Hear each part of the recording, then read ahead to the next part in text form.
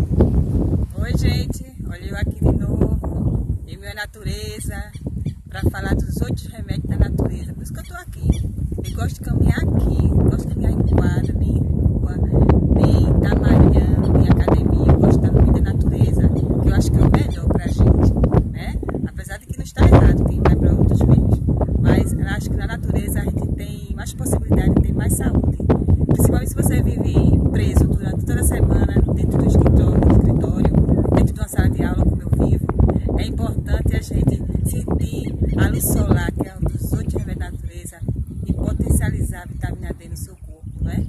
Também aqui eu tenho ar puro, né? Ventinho fresco da manhã, água aqui ao meu redor, para os animais beberem, confiança em Deus. Aqui eu tenho tudo o que eu preciso, exercício, para viver bem.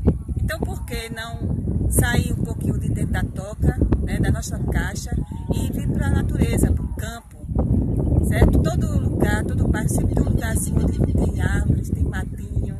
Então faça isso,